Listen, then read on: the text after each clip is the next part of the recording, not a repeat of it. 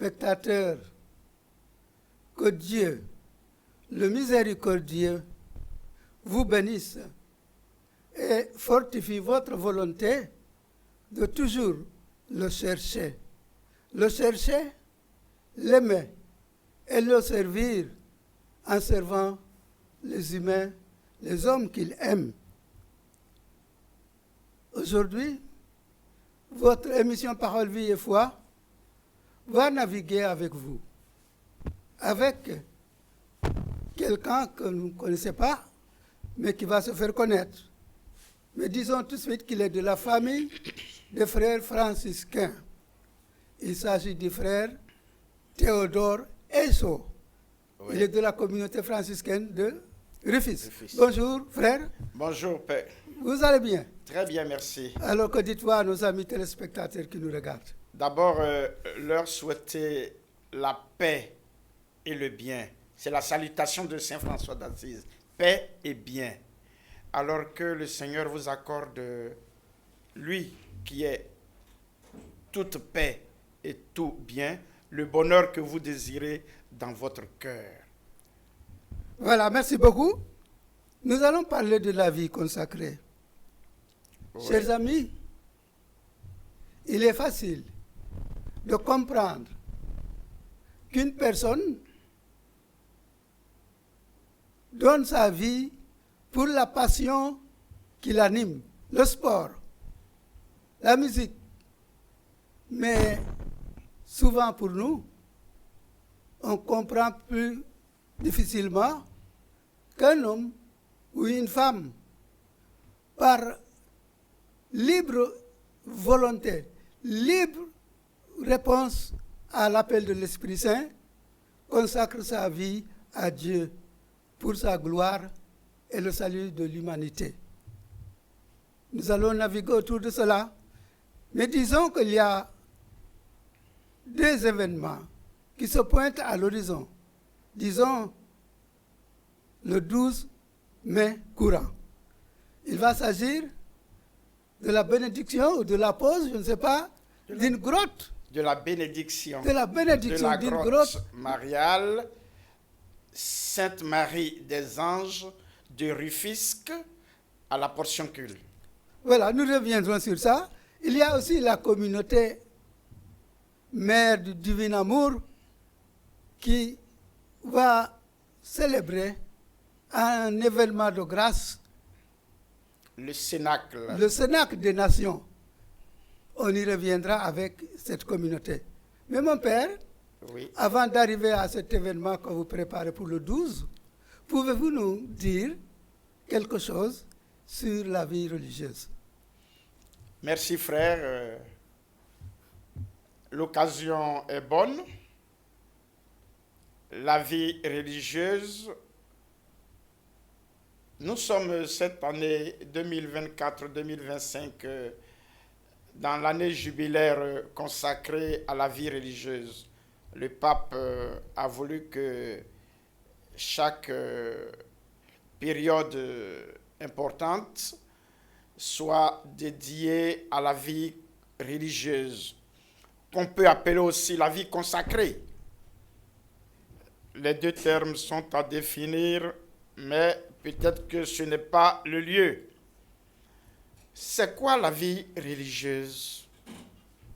C'est vrai, nous sommes des religieux, les frères de Saint-Jo, de Saint-Joseph, les frères franciscains, les frères dominicains, les frères spiritains, les frères sacramentins, comme on les connaît ici, les frères dominicains, comme on les connaît ici au Sénégal.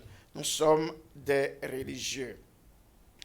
La vie religieuse, avant de la définir dans ses activités pastorales, il faut la comprendre comme le résultat de la conviction d'une personne à suivre le Christ. À suivre le Christ totalement.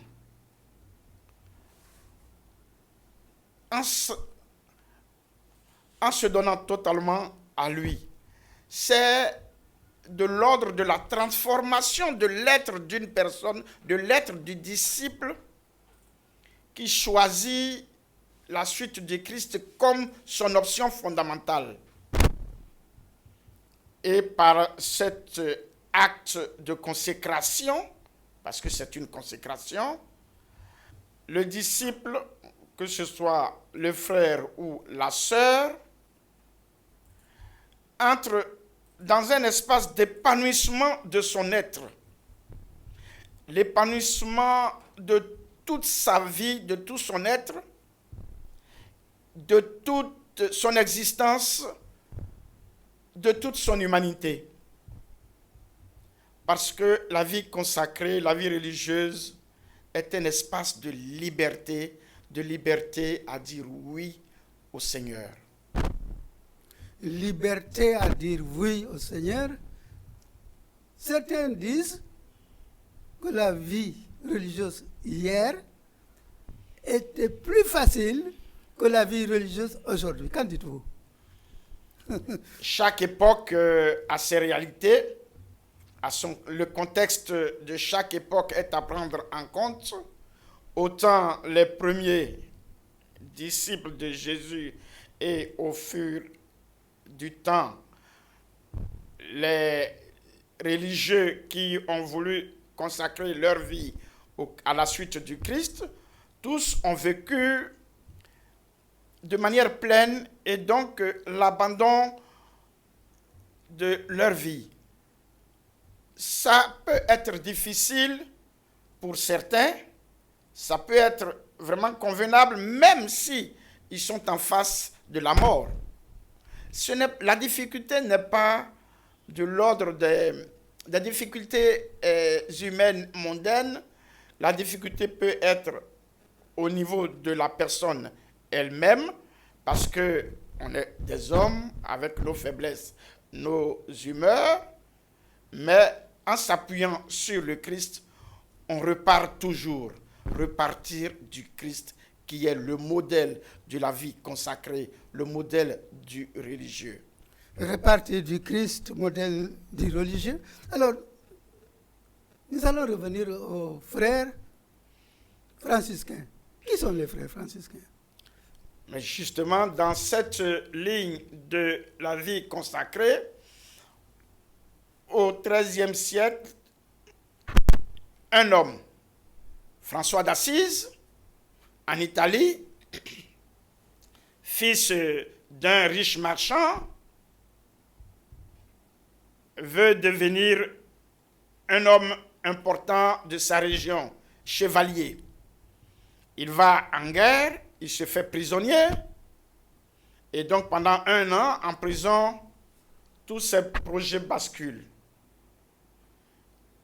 Il commence à renoncer à ses projets humains parce qu'il se dit, pourquoi servir un homme alors que je peux servir Dieu?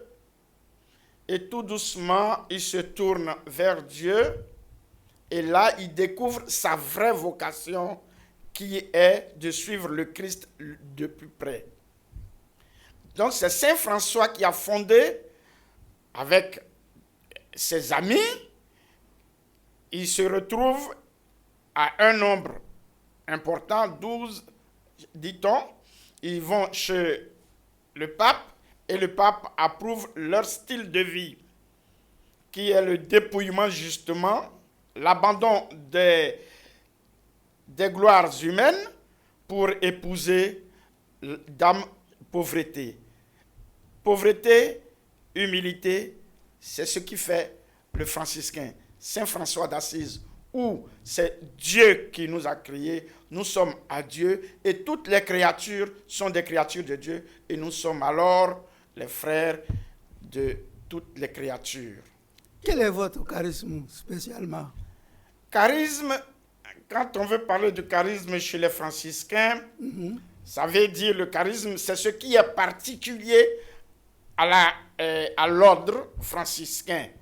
Mais avant, sachant que les franciscains, on parle des franciscains, il y a plusieurs branches. Il y a les frères mineurs que nous sommes, il y a les frères mineurs capucins et il y a les frères mineurs conventuels. Il y a aussi le deuxième ordre qui sont les sœurs Clarisse. Ici, vous avez les sœurs Clarisse à Ndolor, dans le département de Sandiara. Et on a le troisième ordre, qui sont les laïcs. Les laïcs franciscains, ça existe désormais au Sénégal aussi. Et toutes les congrégations des sœurs et des frères affiliés, dont les sœurs franciscaines missionnaires de Marie, les sœurs franciscaines des pauvres. Ici au Sénégal, il y a aussi les sœurs Clarisse missionnaires qui sont à Ziguinchor. Donc, ici au Sénégal, nous connaissons les frères et les sœurs franciscains. Le charisme, comme saint François lui-même l'a vécu, c'est vrai qu'on parlait des frères, c'était la vie consacrée, il y a les frères dominicains, les frères franciscains. La particularité des franciscains, c'est la minorité. François voulait vivre un certain esprit de pauvreté, de minorité. Il ne voulait pas la vaine gloire ou la gloire humaine. Alors il invitait ses frères à tout faire, mais dans l'humilité. Voilà pourquoi il disait que mes frères vont s'appeler frères mineurs. Donc c'est la fraternité et la minorité qui caractérisent le franciscain. Frères mineurs. Minorité, merci. Alors, vous avez cité les différentes branches au Sénégal. Vous, particulièrement les frères franciscains, depuis quand vous êtes au Sénégal, et quel est le cheminement qui vous a amené au Sénégal? Les frères franciscains ou les frères mineurs, nous sommes au Sénégal depuis 2015. Parce que, il faut dire que dans les années 1700, il y avait des frères capucins qui étaient passés au Sénégal, à Joal. On trouve des traces dans l'histoire donc de l'église du Sénégal. Et ils sont partis, ils n'ont pas laissé beaucoup de traces. Et là, depuis un certain moment, l'ordre existe en Côte d'Ivoire, en Guinée-Bissau, et au Burkina et autres. Alors on s'est dit, mais le Sénégal, pourquoi pas? Et voilà, l'archevêque, d'abord le cardinal Théodore avait initié les démarches, et nous sommes arrivés au temps de Monseigneur Benjamin. Justement, parce qu'on se disait que Saint François, une des particularités de Saint François, et ça, vous allez le comprendre facilement, quand il y avait justement les croisades au XIIIe siècle, c'était des expéditions de guerre de l'Occident vers l'Orient pour libérer les lieux saints qui étaient pris en otage par les musulmans. Alors Saint François, lui, au lieu d'aller faire la guerre, en allant, il rencontre le sultan en Égypte. Et avec le sultan, il fait la paix. Et alors il revient, et même on disait qu'avec le sultan, il a converti, il n'a pas converti, mais bon. Alors il a instauré un esprit de paix entre les peuples. Et voilà pourquoi, quand vous partez en Terre Sainte, les lieux saints sont confiés aux frères franciscains à cause de la paix que Saint François a prônée avec le sultan d'Égypte. Parce que pour lui, nous sommes tous frères. D'ailleurs, voilà pourquoi le pape François, en choisissant le nom François, a voulu suivre les pas de Saint François d'Assise. Et la première encyclique, Laudato Si, est la louange de toutes les créatures de Dieu, dont nous sommes tous frères.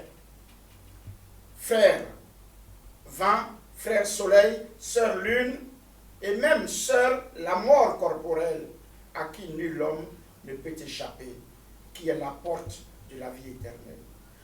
Donc la mort même est la sœur de Saint François et notre sœur. Et aujourd'hui, le pape a écrit l'autre encyclique, Fratelli Tutti. Fratelli Tutti qui est aussi la résultante d'un document que le pape avait signé à Abu Dhabi avec le chef religieux musulman qui parle de la fraternité universelle. Alors, vous comprenez que Saint François d'Assise, la paix, la fraternité universelle, Fratelli Tutti, c'est le charisme vraiment franciscain d'être frères et sœurs tous ensemble. J'allais vous demander, vous avez parlé du Sénégal, quel est votre champ d'apostolat au Sénégal? Que faites-vous au Sénégal? Alors donc, vous avez compris pourquoi les frères ont souhaité vraiment venir au Sénégal. Parce qu'au Sénégal, il y a cette relation entre les musulmans et les chrétiens, et les franciscains avaient leur place au Sénégal. Et d'ailleurs, dans l'esquisse sénégalaise de David Boila, du père David Boila, il en fait dans les conclusions une large place sur les franciscains comme ceux que les Sénégalais attendraient pour l'évangélisation du Sénégal. Il faut visiter, il faut lire ce livre-là, Esquisse sénégalaise, écrit en 1853 par David Boila. Alors, nous sommes là, et au Sénégal, depuis 2015, les premiers frères qui sont venus, et ils voulaient s'acheter aller louer un appartement pour vivre, et Monseigneur l'archevêque leur a dit non, il y a un centre Raoul Folero, qui n'était pas encore bien occupé, comme ça vous seriez plus visible. Et voilà, depuis que nous sommes là, la première œuvre qui est sortie, c'est la chapelle. La chapelle pour montrer la présence de Dieu dans notre vie. Et depuis ce temps, les franciscains ont commencé à se réaliser. Et nous avons pris le nom de la portioncule. La portioncule, c'est le premier lieu de vie des franciscains à Assise, où Saint François et ses premiers compagnons ont vécu, et c'est de là que l'ordre s'est répandu. Ici, au Sénégal, nous avons pris donc la portioncule pour que l'ordre se répande à partir de Rufisque, la portioncule. Mais ce qui fait la particularité ou la grandeur de la portioncule, c'est que c'est le lieu où Saint François, dans une vision, a vu la Vierge Marie, parce que cette église était dédiée à la Vierge Marie, à Sainte Marie des Anges. Donc la Vierge Marie, les anges et Jésus, qui lui demandaient qu'est-ce qu'il voulait. C'était donc, comme on le disait, le temps des expéditions, des croisades, mais aussi c'était le temps des pénitences. Les pénitences étaient tarifées, et donc il fallait payer pour avoir le pardon de ses péchés. Saint François, qui voulait vivre la pauvreté, voulait permettre à ceux qui n'avaient pas les moyens de profiter aussi de cette grâce du pardon total des péchés. Et donc a demandé si il pouvait, a demandé donc dans cette vision-là, si le Seigneur pouvait lui accorder d'amener tous les hommes au ciel. Alors Jésus lui a dit, si le pape accepte, ça peut aller. Alors il fait la démarche et le pape accepte que tous ceux qui visitent l'église de la portioncule et qui se confessent, les pénitents, tous les pénitents qui vont à la portioncule, obtiennent le pardon total de leurs péchés, ce qu'on appelle l'indulgence plénière. Donc l'indulgence plénière, et quand nous sommes venus ici au Sénégal, nous aussi, cette église de la portioncule de Rufisque est devenue le lieu de l'indulgence plénière. Donc chaque 2 août, donc du 1er à minuit, du 1er à midi jusqu'au 2 à minuit, ceux qui passent pour se confesser, visiter l'église et assister à la messe et prier aux intentions du pape obtiennent l'indulgence plénière de tous leurs péchés avec leurs conséquences.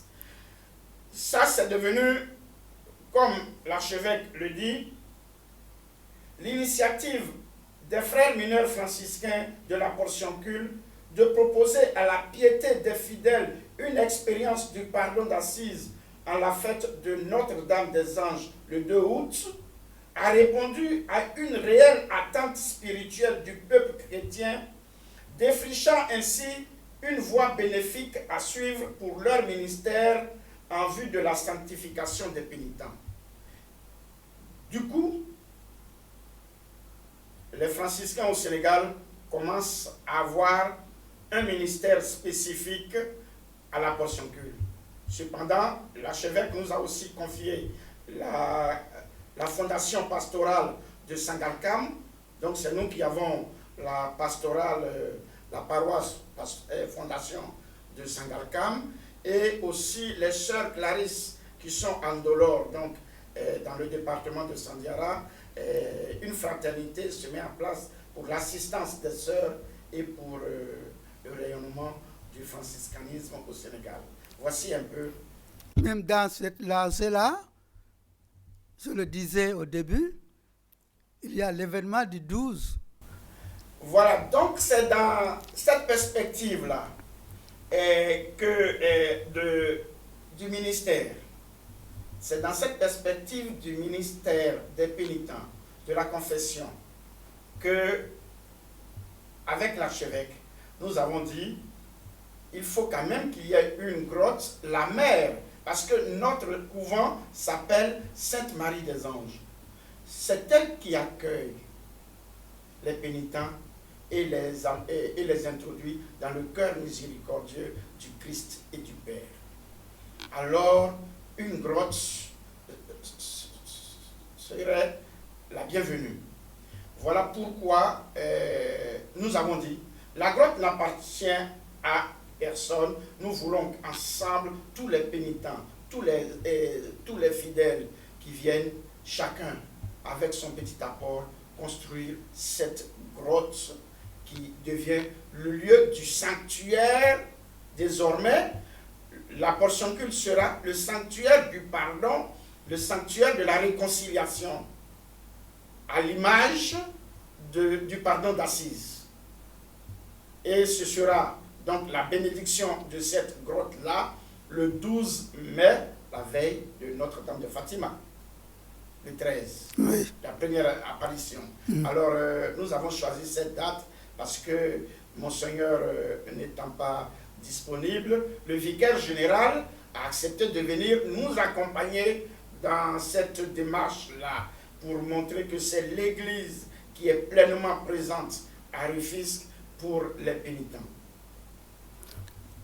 Qu'est-ce que vous attendez des fidèles pour cette bénédiction? Qu'ils comprennent que c'est leur lieu de pénitence. L'archevêque nous disait que les frères soient là pour l'écoute, les confessions et l'accompagnement.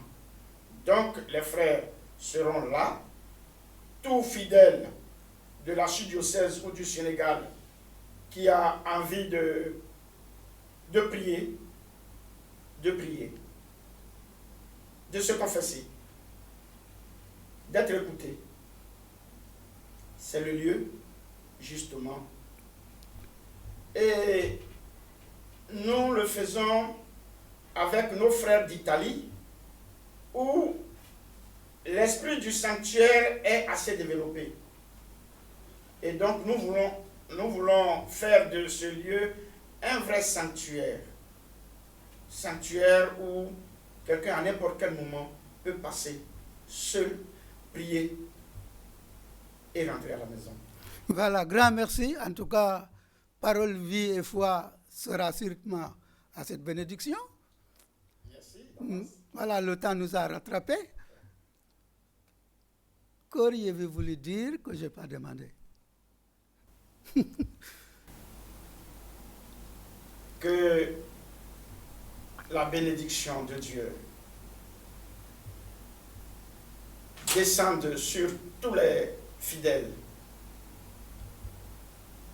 qui les accompagne et qu'elle leur donne l'occasion de rencontrer véritablement le Seigneur partout où ils sont. La bénédiction de Saint François, c'est celle de la Bible, que le Seigneur vous donne sa paix, qu'il tourne vers vous son visage et qu'il vous accorde le bonheur dont vous avez besoin.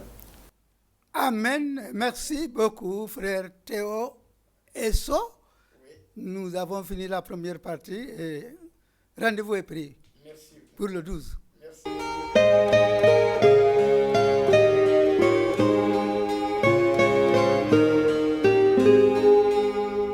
Voilà, merci. Après avoir écouté le frère Théodore Esso, qui nous a parlé de la famille des franciscains, qui nous a parlé aussi de l'événement qui se prépare le 12, à savoir la bénédiction de leur grotte. Nous recevons la communauté mère du divin amour à la personne de la sœur Monique. Bonjour Monique. Bonjour frère Ndiaye. Vous allez bien? Alors que dites-vous à nos amis téléspectateurs qui nous regardent? Alors je voudrais saluer tous les amis téléspectateurs au nom de la communauté Mère du Divin Amour. Je les salue dans le précieux nom de notre Seigneur Jésus-Christ. Au nom de la bergère également, la responsable de la communauté Mère du Divin Amour, Madame Marie-Angélique Faye-Diata, que je représente sur ce plateau. Voilà, justement, pouvez-vous brièvement nous parler de cette communauté Mère du Divin Amour qui est à Dakar? La communauté Mère du Divin Amour est née en Côte d'Ivoire de la conversion de quelques jeunes étudiants, travailleurs, qui ont fait l'expérience de la rencontre du Seigneur et de l'effusion du Saint-Esprit au cours d'une assemblée charismatique.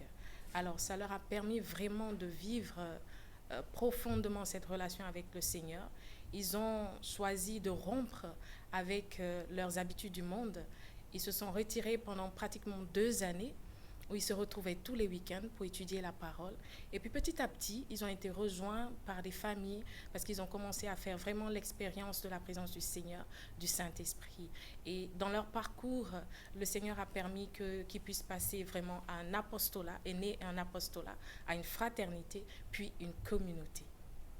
Puis une communauté. J'allais vous demander quel est votre mode de vie ou autrement dit, quel est votre charisme? Alors, la communauté Mère du Divin Amour a été reconnue en 2012, officiellement en 2012. Elle est implantée au Sénégal depuis 2017. Voilà, depuis l'année 2017, je pense septembre 2017. Et à sa tête, c'est, comme je le disais tout à l'heure, Madame Marie-Angélique Faye-Diata, qui est responsable, qui est la bergère de la communauté Mère du Divin Amour au Sénégal. Elle conduit la communauté depuis l'année 2017. Alors, la communauté Mère du Divin Amour, quand on en parle, certains pensent parfois que c'est un groupe. Nous sommes une communauté. Une congrégation. Voilà, nous sommes une communauté. Nous avons différents états de vie. Moi, par exemple, je suis laïque au sein de la communauté Mère du Divin Amour. Nous avons un institut religieux féminin, nous avons un institut religieux masculin, nous avons d'autres états de vie également à la communauté Mère du Divin Amour. Notre vocation, c'est être amour au cœur de l'Église et du monde. Notre charisme est résumé en 3 grâces: silence, humilité, amour, à l'image de la Vierge Marie. Nous disons à Jésus dans les pas de Marie. La communauté Mère du Divin Amour est née du renouveau charismatique. Donc, elle est certes, le socle de la communauté Mère du Divin Amour est certes Jésus, Christ, mais la Vierge Marie en est le pilier central. La Vierge Marie. Justement, je sais que vous préparez un événement important, Oui. à savoir l'accueil de l'organisation du Cénacle des Nations. Pouvez-vous nous en parler? Le Cénacle des Nations, nous avons vraiment, chaque fois que je suis sur un plateau, moi je dis c'est une grâce d'accueillir le Cénacle des Nations sur la terre de la Teranga, le Sénégal. Alors du 12 au 18 mai se tiendra le Cénacle des Nations. Les gens se demandent un petit peu, parce qu'on entend souvent parler du Cénacle, mais qu'est-ce que le Cénacle des Nations? Alors, le Cénacle des Nations se tient tous les 2 ans sur un des pays où est implantée la communauté mère du Divin Amour. Et pour cette année 2024, ce sera le Sénégal et à Dakar, du 12 au 18 mai 2024. Le Cénacle des Nations, c'est vraiment dans l'objectif de susciter cette nouvelle génération de serviteurs et de servantes de Dieu qui vont œuvrer dans une communion parfaite au sein de l'Église et dans le monde. C'est vraiment véritablement l'objectif du Cénacle des Nations. Alors, des gens viendront d'un peu partout. Nous avons des gens qui viennent de l'Inde, de la France, du Canada. Nous sommes bien sûr au Sénégal. Les participants viendront aussi du Sénégal, de la Côte d'Ivoire, de la sous-région, de la Côte d'Ivoire, du Burkina et plein d'autres pays, du Niger et autres qui nous rejoindront au Sénégal pour le Cénacle des Nations. Est-ce qu'il y a un thème pour ce Cénacle des Nations? Ravive en toi le don de Dieu, qui est tiré de 2 Timothée 1, verset 6. Il nous arrive vraiment, il nous arrive vraiment à un moment dans notre parcours où nous nous retrouvons, où notre foi peut être faiblie. Voilà. Et ce don que nous avons reçu de Dieu, que Saint Paul rappelle, est un esprit de force, est un esprit d'amour. Avec toutes les péripéties de la vie, toutes les situations, les tribulations, il nous arrive de faiblir un peu. Donc, il est important pour nous de raviver ce don-là que nous avons reçu de notre Seigneur. Parce que le Seigneur n'est pas un homme pour mentir. Il a dit, vous recevrez une puissance qui fera de vous des témoins. Alors nous, aujourd'hui, nous voulons être des témoins, non seulement au Sénégal, mais dans le monde et jusqu'aux extrémités de la terre. Pourquoi pas? Comment vous allez partager ce thème-là, pas seulement à la communauté, mais au peuple sénégalais, au peuple du monde qui vous écoute et qui vous regarde? Alors, ce sera au travers des enseignements que nous allons avoir avec les prédicateurs qui seront là. Parmi les prédicateurs, nous avons le frère Jean-Emmanuel Clément Akobé, qui est le fondateur de la communauté Mère du Divin Amour. Nous avons le frère Cyril John, qui n'est plus à présenter également, qui est de Caris. C'est avec des sous-thèmes ou c'est le même thème? Il y a des sous-thèmes. Bon, je n'ai pas le programme là présentement, mais il y a des sous-thèmes. Il y a des sous-thèmes pour chaque prédicateur, voilà, pour chaque enseignement, voilà, selon le programme qui a été établi. Mais les prédicateurs, nous avons le frère Jean-Emmanuel Clément Akobé, nous avons le frère Cyril John, nous avons le frère Mathias Marie, le père Yves Kissi, qui est le modérateur de la communauté Mère du Divin Amour.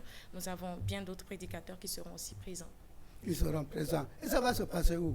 Nous serons du 12 au 17 mai au Stadium Marius Ndiaye de Dakar parce que, voilà, nous avons voulu le faire également à Dakar, mais le 18 pour la grande journée de l'apothéose, vraiment, qui est le jour de la grande effusion, nous serons à Dakar Arena. À partir de 7h30, pour toute la journée, nous serons à Dakar Arena. Et vous attendez beaucoup de fidèles?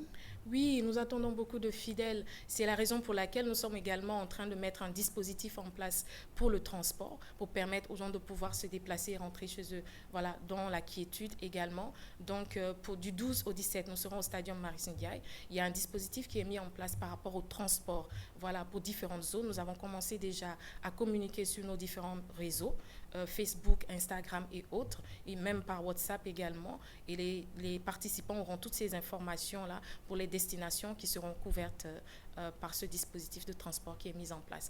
Nous sommes également en train de mettre un peu le même dispositif en place pour Dakar Arena. Par contre, pour Dakar Arena, il y a une spécificité, ce sera l'aller et le retour. Pour permettre à ceux qui sont à Dakar également de pouvoir se déplacer facilement pour aller jusqu'à Diamniadio et revenir. Vous dites que c'est toute la journée. Est-ce qu'il y a une restauration prévue? Il y a des restaurations, il y a de la restauration prévue. Tout a été mis en place. Vraiment, l'organisation, on est à pied d'œuvre, vraiment pour que les participants puissent vivre ce temps-là pleinement. Pleinement. Donc vous préparez en même temps la Pentecôte? Oui, c'est un cheminement à la Pentecôte, parce que nous faisons toujours le Cénacle à partir de l'Ascension, jusqu'à la Pentecôte, jusqu'à la veille de la Pentecôte. Et là, ce sera du 12, à partir du dimanche 12 jusqu'au 18. Nous serons dans ce cheminement-là de la Pentecôte pour pleinement vivre la Pentecôte. Voilà, recevoir le Saint-Esprit pour la Pentecôte. Recevoir le Saint-Esprit. Vous avez sûrement des attentes pour cet événement religieux? Pour cet événement religieux, c'est vraiment réussir à fédérer vraiment non seulement tous les groupes de prière, parce que nous l'organisons avec le doyenné Grand Dakar Yoff, le doyenné Grand Akaïof, avec lequel nous collaborons pour l'organisation du Cénacle des Nations, vraiment réussi à fédérer tout le monde autour de ce Cénacle. C'est la raison pour laquelle c'est le Cénacle des Nations, et les gens viendront aussi de différents pays pour se retrouver tous au Sénégal. Et nous voulons vraiment vivre ce temps-là pleinement, dans cette attente, comme la Vierge Marie était réunie avec les apôtres et ils étaient dans l'attente de cette promesse de notre Seigneur. Nous allons vivre des moments intenses, des prédications profondes, des temps de louange, d'adoration, dans l'espérance aussi de vivre aussi pleinement comme la Vierge Marie l'a vécu avec les apôtres.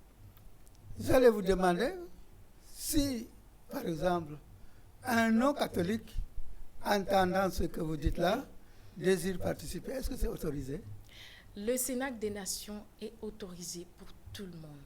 Il n'y a vraiment pas de distinction de religion. Il faut qu'on le précise vraiment. Le Seigneur, il est mort à la croix pour nous tous.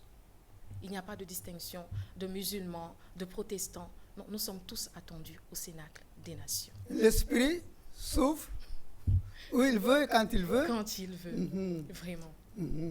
Alors, est-ce que vous avez d'autres choses que vous auriez voulu dire et que je n'ai pas demandé?